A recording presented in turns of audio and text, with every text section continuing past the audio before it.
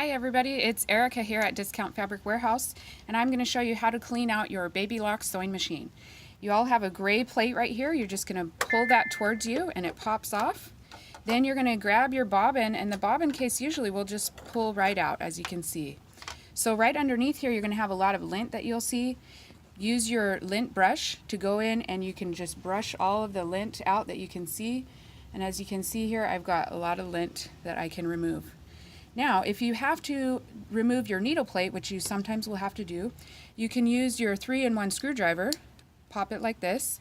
It's easy if you take your presser foot off, and then just go ahead and loosen these 2 screws that are on the needle plate.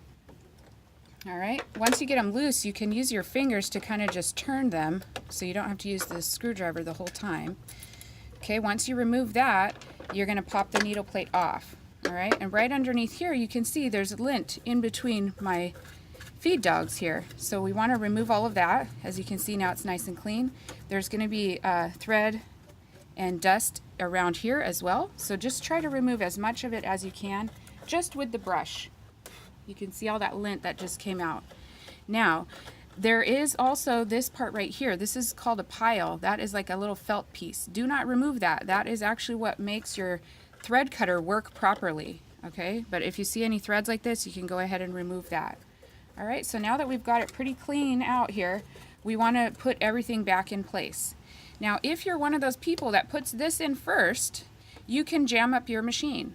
Please remember to always put your needle plate on first. Okay, it's very important that you put that on first, otherwise you can jam up the bobbin case. So all you got to do is put the needle plate on. Okay, so let me just screw this down. You're going to put both screws in and tighten it down really secure. If you don't tighten it down secure, the needle plate can wiggle on you and move, and it will create a lot of noise on your machine.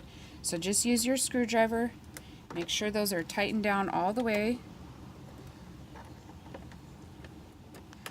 Alright, and then now we're going to put the needle plate or the bobbin case back in. Okay, your bobbin case also has one of those little felt pads. Make sure you leave that on the machine or on the bobbin case. Now you're going to take, there's a little triangle and there's a circle on your machine, so those are going to connect with each other. And as you can see, you just slide it right in there and it holds in position right up against here. Then you can pop your needle or your gray cover back on and you're all set to go.